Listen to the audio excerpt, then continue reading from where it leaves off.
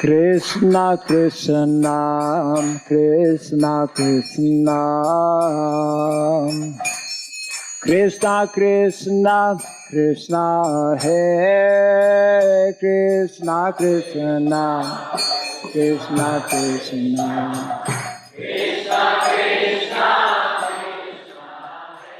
Om Namo Bhagavate Vasudevaya Om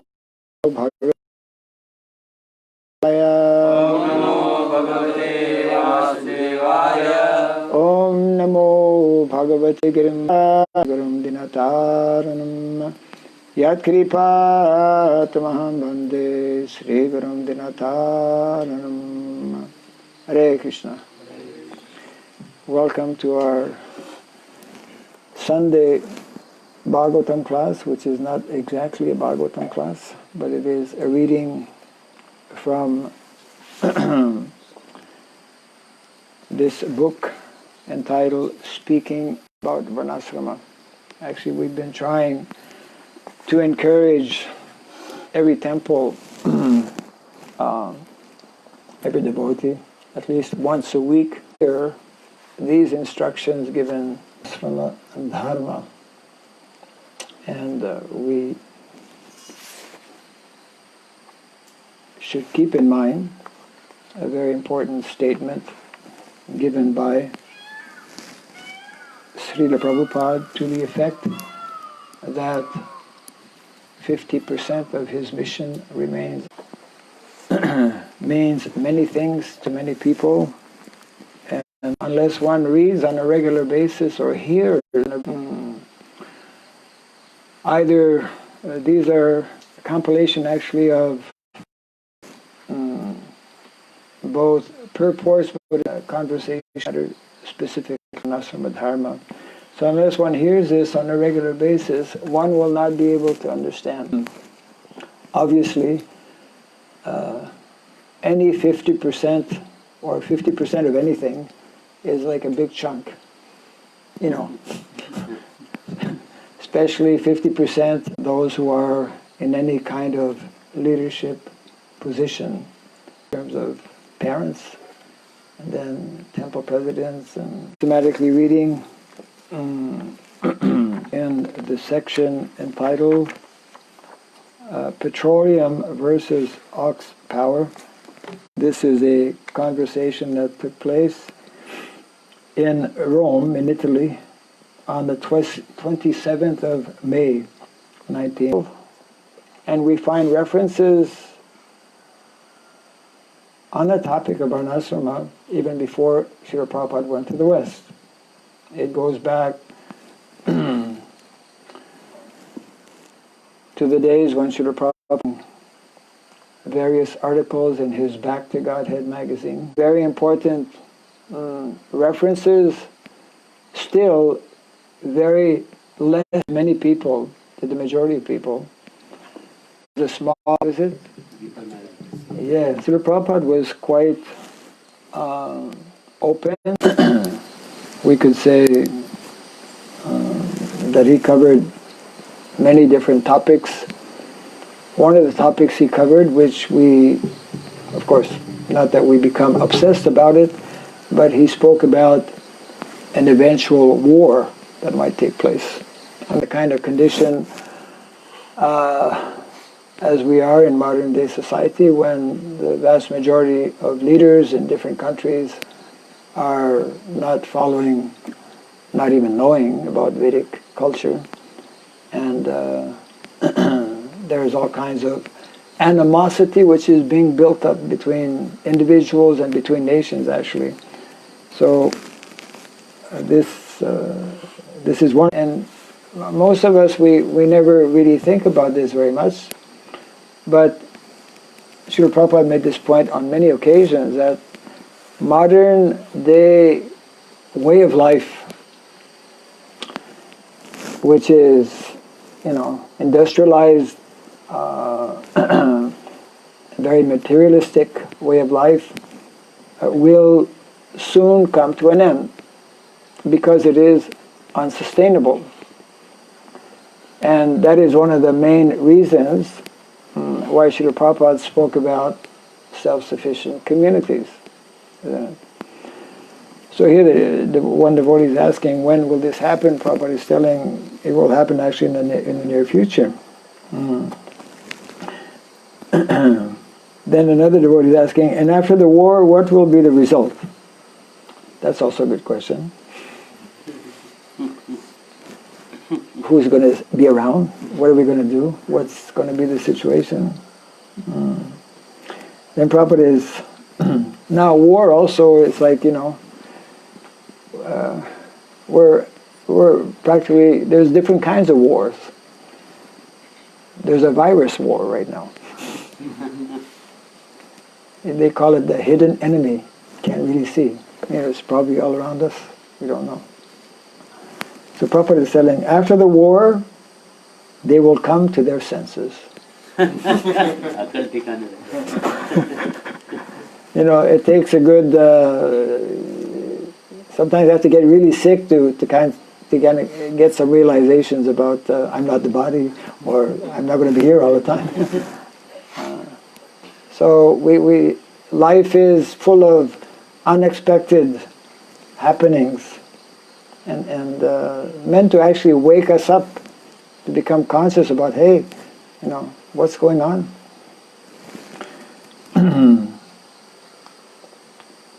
Then Prabhupada says the communist problem. Actually, communist is not a problem. Prabhupada is saying. It is a good proposal, but they're missing the point. The point being Krishna. Communism, Prabhupada spoke, as we know about spiritual communism. Everything is meant for one primary objective. They are making Lenin the leader.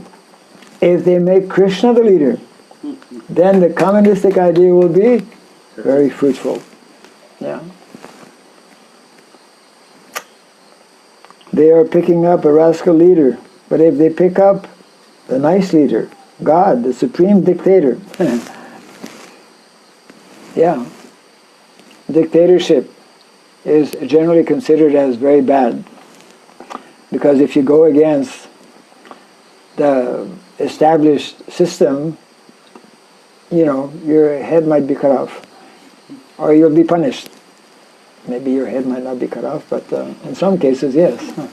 If you kill someone, Vedic culture, as we know, capital punishment. Everyone knows what is capital punishment. If one kills someone, then according to Vedic, he should be killed. Nowadays, many countries, they have done away with capital punishment on some sentimental basis.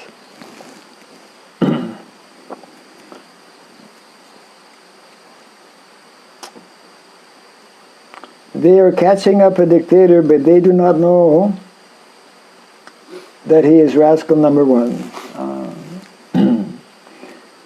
But if he catches the Supreme Lord as the dictator, as he says, Sarva Dharmam Parichaja, abandon all varieties of religion and just surrender unto me. I shall deliver you from all sinful reactions. Do not fear. Then he will be happy immediately. Keep amongst yourself and produce. Prabhupada is always coming back to this point. Produce food grain, produce cotton, mustard seed, self-dependent. No use of so many things. Prabhupada didn't finish the sentence. We don't require motor car. Bullock cart is sufficient. We still don't believe that. We hear it at different times, but we don't really believe it. There's no need, that's another thing we don't believe. There's no need of going anywhere. Of course, for preaching, it's okay. But otherwise, like one of the fairly well-established airlines, I don't know how it's doing right now, in the midst of what is going on, but one of their slogans was, because they were like, any new airline that begins, they keep their prices down. And one of their slogans was, Now everyone can fly. And actually, you know, it used to be many years ago that only very rich people can fly. But now if you have a credit card, immediately you're rich. But then your whole life is in debt also. Then one devotee, we can make our own cloth, khadi. Yes, cotton. From cotton you can make your own cloth. From many things. In America, because cotton doesn't grow. What grows in America? Hemp. Jute. No. Hemp is not jute. It's similar to jute. But hemp is cannabis. Bhang. I don't know what you call it. Bhang. So, many years ago, hemp was grown everywhere in America. But because of this problem, they banned it. But actually you can make clothes and all kinds of things with this hemp. Now they're trying to legalize it. It's being legalized in different places. But because people, they misuse it. So, you know, different countries, like in India, of course, cotton is standard. You need different kind of climate to grow cotton, to grow rice. Rice doesn't grow in America. Yeah.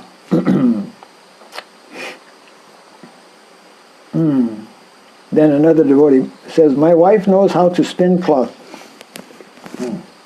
Yes, by spinning thread, then you can make cloth without any price. You grow your cotton and have your cloth. So by machine they have created so many idle brain. And therefore hippies are coming out. Problem. This is the result of this. Because they have created this machine, not everyone is employed, so he must become a hippie. Idle brain is the devil's workshop. Yeah. The more we introduce machines, the more we depend on machines, then we automatically create unemployment, isn't it?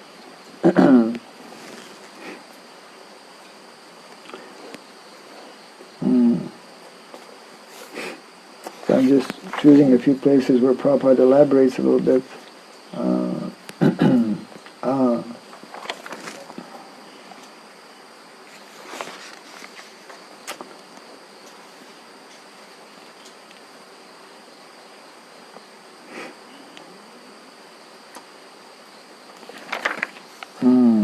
So workers, yes, the reference to the why this revolution, French Revolution took place. When the Shudras were seeing that, oh, these men, they are keeping us as slaves and they are making us work just for our food, then they revolted. But Vedic culture is not teaching that. When people in higher positions of leadership, see, there's something we don't understand very clearly, but very important principle to understand, that according to nature there are natural leaders. You go anywhere, there's two kinds of people, the leaders and what's the other kind? The followers. If there are good leaders, people who are not by nature leaders will follow, if the leaders are good. So Vedic culture, you know, the whole Gurukula system is to train up and to educate qualified leaders. These are the three categories of natural leaders, are the Brahmanas, the Kshatriyas and the Vaishyas. We need to think about these three individuals or three classes in society as being the natural leaders, and they're a small percentage. That means that the vast majority of people will be followers. But as Prabhupada mentions here, when you have rascals, then you revolt. People, that's what has happened. And it continues to happen today because we don't have these qualified leaders. And that was Prabhupada's whole intent, whole purpose, his whole mission, isn't it? Beginning with establishing Brahminical culture. They are the topmost leaders. But we don't stop there. Then we establish also Kshatriya leaders. Then we establish Vaishya leaders. Vaishya leaders, those who will know how to properly utilize the land, who will know how to properly protect the cows, you see. That means that actually the vast majority of people are meant to follow. But unless they are trained also to follow, then, because modern day mentality is not to follow, is to be independent, freedom, like that.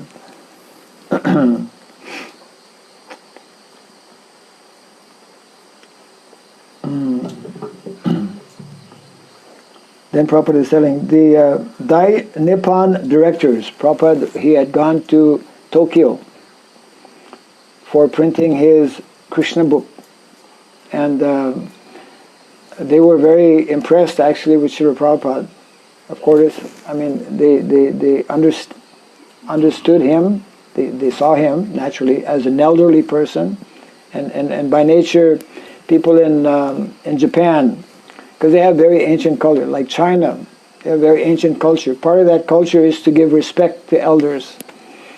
So they received Prabhupada very nicely.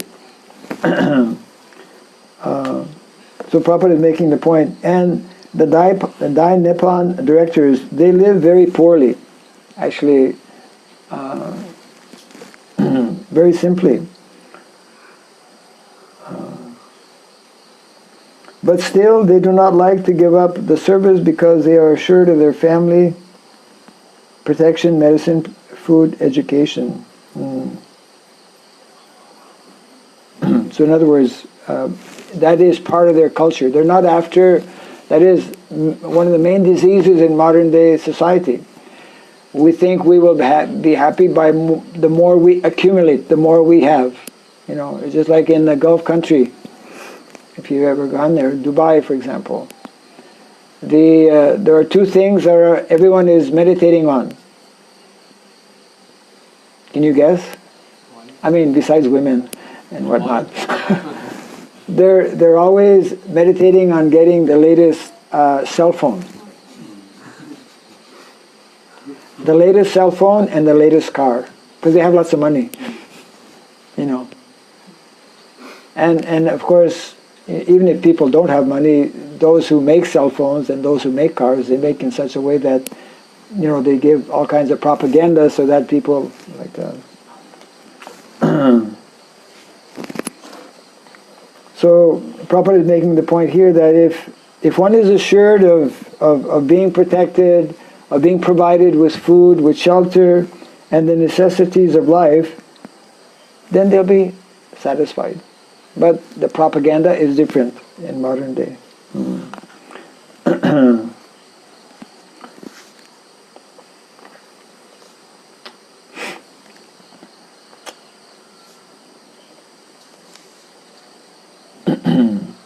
The Prabhupada continues, everyone has got different propensity.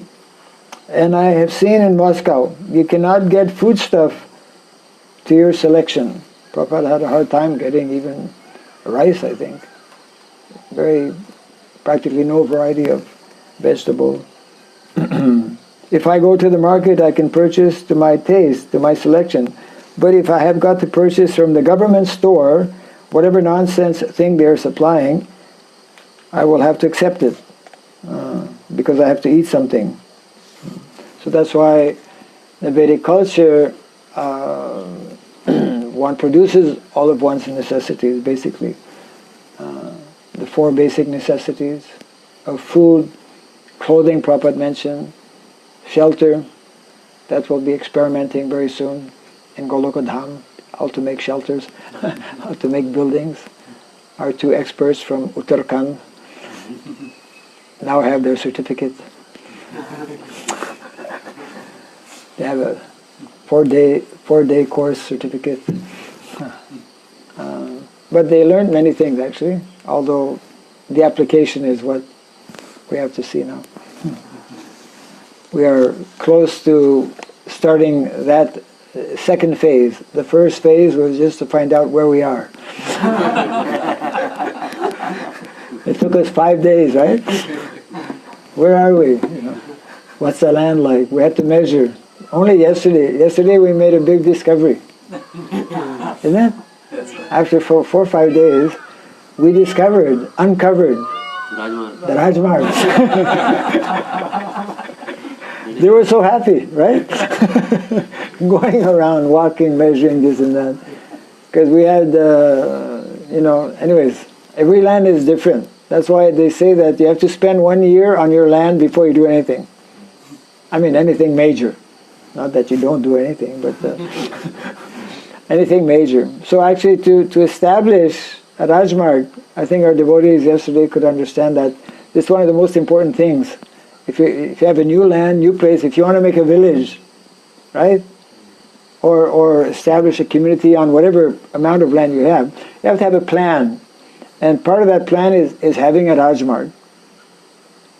And there's all kinds of directives, information in the Shastra regarding the length, the width rather, of your Rajmarg, and its direction, so many things actually. It's all there in the Shastra. We don't read Shastra, therefore we don't we don't know about it. Yeah.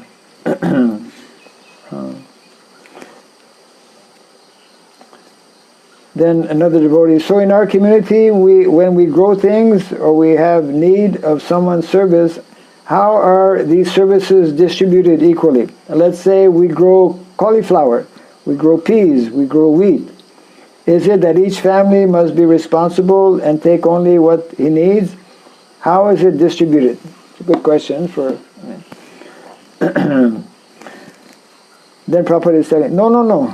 These varieties, suppose you grow a dozen different types of vegetables. So from this half a dozen, you can take 3 dozen varieties. So the varieties of enjoyment will be fulfilled. So actually the point being here, which is a major problem today, what is one of the major, there are so many major problems. It's not a fair question to ask what is one of the major problems, because there's so many major problems. But one of the major problems is what we call monoculture in the context of agriculture. What is monoculture? Single crop. Yeah.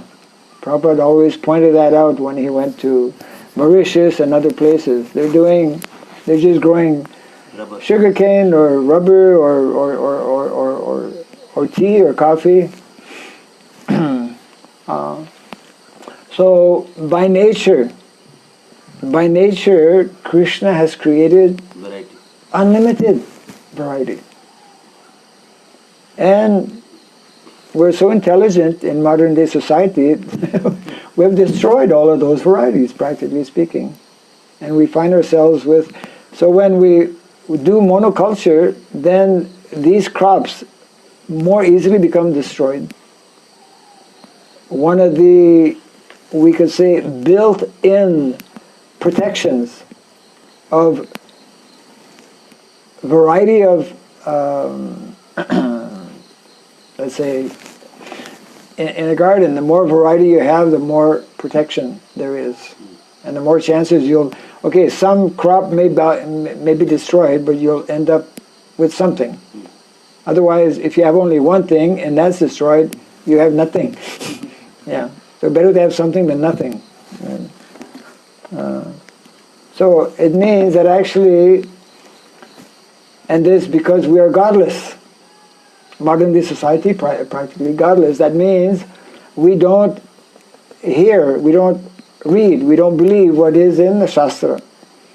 But this is another important point also. Most people think that Shastra means spiritual things. Of course, it does mean spiritual things, but Vedic, the special feature, one of the special features of Vedic Shastra is that it has not only spiritual information, but all knowledge that we need for growing food, for clothing ourselves, for building, etc. is there in the Shastra also. Yeah.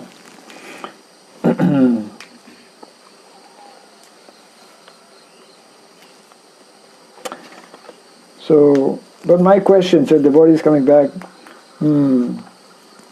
some class of men produce vegetables and grains, some class produce cows, some class produce clothes, some class produce necessities for building. How are they?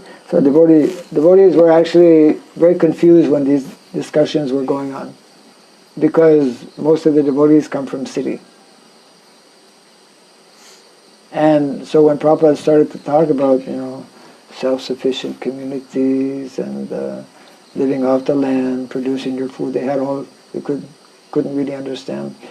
But we know, of course, especially in India, because it's more common, more known. India is still largely agrarian-based culture. That practically speaking, all of one's necessities, if not from one's immediate village, from surrounding villages.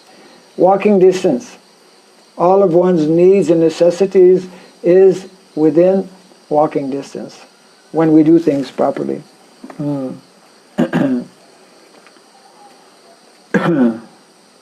then Prabhupada is making because we are a community, we shall distribute whatever necessity for everyone. Yeah.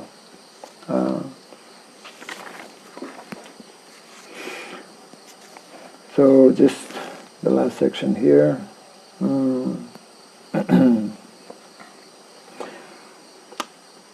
So the Prabhupada is making the point, yes, that is the main basic principle. Without being Krishna conscious, if you arrange differently, it will never be successful. The Kshatriyas make sure that people are correct, acting correctly, that no one is talking more, no one is taking, and also maybe talking.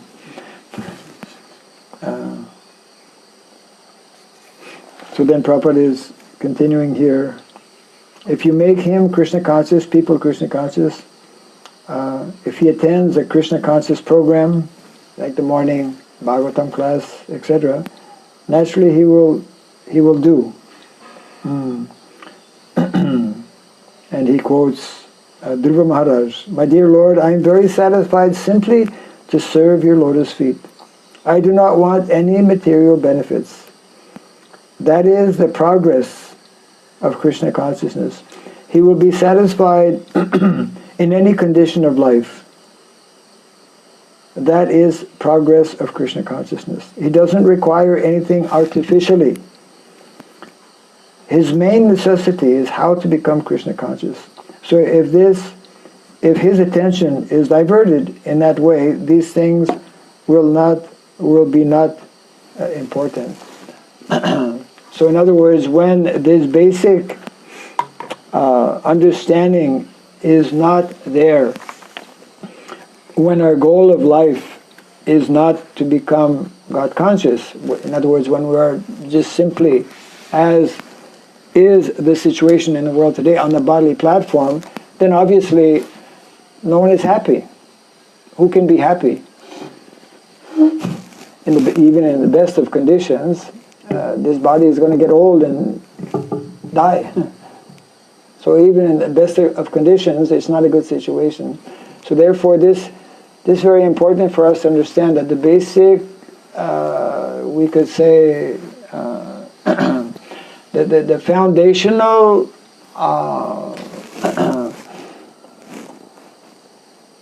aspect of the Vedic culture is believing in God.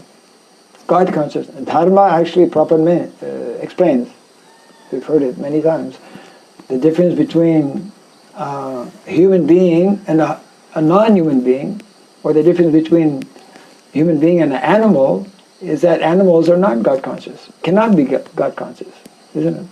So that's the beginning. Dharma means actually, that's what differentiates human being from non-human being, is to believe in God. And the more we actually know about God, the more we develop this consciousness, then the material situation, we know, we understand, it's part of the philosophy, is always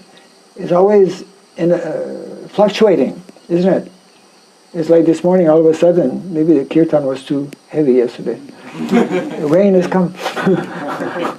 You know, it's all your fault.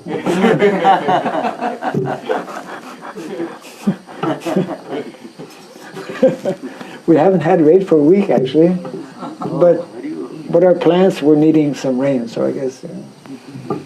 The material world is always like that, you know. It's like you're driving along in your car, singing a nice song, then all of a sudden you get a flat tire, and if you're going too fast, you get into an accident, and maybe you die singing your song. Well, obviously you stop singing your song. But Krishna conscious people, devotees, the special characteristic is that, as Krishna explains in the Bhagavad Gita, they always have darshan, or janmam mrityu jara vyadi. Dukkha dosanu darshanam, they keep in mind, they're alert. A devotee is someone who is alert to what is most important in life. And a non-devotee is totally opposite. He's not even conscious, isn't it? Yeah. So there are many wonderful instructions like this in these conversations on the topic, and because although for whatever different reasons sometimes devotees give less importance or understand less, this whole dimension or aspect, but it's very, very important to hear these instructions. Anyways, we just read a few things here. Our program is that we have about, actually between now and 7 o'clock, we have some chanting, or some devotees have some particular service, especially those who are looking after cows. But then we have darshan will be at 7 o'clock, and then followed immediately by Guru Puja. And the whole program, as we mentioned yesterday, will finish at 7:30. Any quick comments or questions on something that we have heard this morning? Some thought? Yes, share your thought. You can say in local language if you like. I mean, your local language, not just local language. You don't know Kannada. Somebody will translate if you want. There are leaders and followers. There are leaders and followers, yes. That's one thing we should get from this class. There are leaders and followers. So where am I? Yeah. Go ahead. Then here we try to train leaders, mostly Gurukula system or... Gurukul is especially to train leaders, correct. Vedic times, the culture was such that the followers or people who are like of follower category, because of culture, because of propaganda, they would automatically have the qualities to be followers. Yes. But now it's like propaganda is different. Yes. So then it's very difficult to get right. Therefore, we have to train leaders to change the propaganda. It's the leaders who are doing the propaganda, isn't it? Because they're in position of leadership. But when it's false leadership, then it's false propaganda. So to introduce proper propaganda, you need proper leadership. And that's why Prabhupada spoke about Varnasrama college.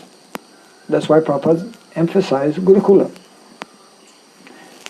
We can only train and educate ourselves in these concepts and principles of Vedic culture by, hearing about it, by associating with people who are doing it, basically. So yeah, that's why Prabhupada says one of the purposes of our Krishna consciousness movement is to bring a complete overhaul, complete change, and to revert to the Vedic standard, the Vedic norm of the 4 Varnas and 4 Ashramas.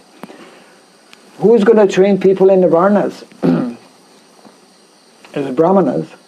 Varna is not just some nice ideology.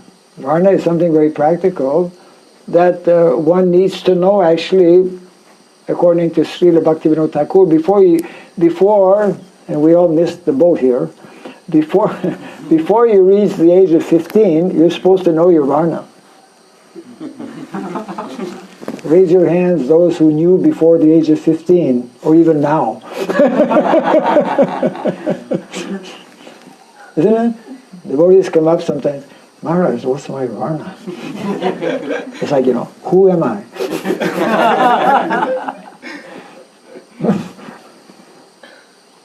I mean, people outside the Vedic culture, people who don't study about Varnasrama, so many things they don't know. I had when I was in my Christian Gurukula, I was in a Christian Gurukula, in a seminary. At the end of the year, one of our teachers, who was a priest, he told us, today I will all give you a gift. We were all very happy. What gift is he going to give us? Of course, he gave us the same gift. And what was that gift? Mind you, this is a seminary, and this is a priest. He handed out a card to all of us, and we all looked at the card. What was on the card? A question mark.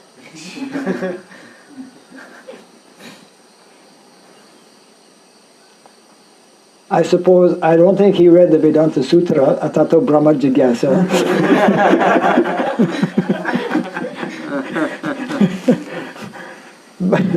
but I think that's maybe, the message he was trying to come across, that you should be thoughtful, you should be thinking.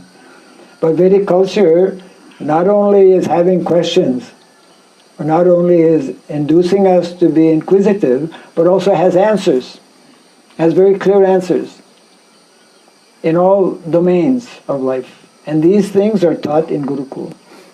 And those are leaders then teach others who don't have the ability, the natural ability, the natural tendency to learn all of these things. So, therefore, Prabhupada was obviously extremely conscious of the need to train up leaders. And many times he would say, yes, we must introduce not only the Brahminical culture, but the Kshatriya culture, the Vaishya culture, and the Shudra culture. There's a culture. It is not at all easy to be a good Shudra. And there is such a thing as good Shudra. We don't know today because we're all bad Shudras.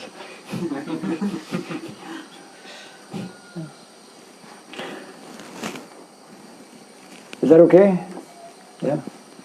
Any other quick? Yes. Maharaj, this monoculture, which is going on right now. Yes. When did it start? When did the monoculture start? It started with the whole, soon after the French Revolution, the Industrial Revolution. So it's connected with the Industrial Revolution. So it goes back close to, beginning of the last century. When they started. Actually, I read how the farmers in America, they used to have, because industrialization especially, although it started in England, it soon caught up in America, and they developed and continued to develop. But in the early days of introducing what we call today as agro-business, which includes monoculture, many farmers revolted, because farming used to be done on a small estate, small scale farming. But many could understand that the more we introduce machines and do things on a large scale, as Prabhupada mentioned here, the more we introduce machines, we create unemployment. So many people actually revolted in those early days, but the propaganda was too strong, and the leaders, it's just like the same thing that happened in India. Although Gandhiji had the proper idea in terms of keeping the Vedic simple way of living and actually not industrializing, the first leaders of India just got on the bandwagon, for industrialization, and the rest is history up to this day, and it's creating all kinds of problems. Yeah. So it happened, we could say, in the early part of the 20th century, and it's been increasing and increasing. So we will close for now. Jai Sri Prabhupada ki, Jai Samasta Gaur Bhakta Vrinda ki, Gaur Pimanande.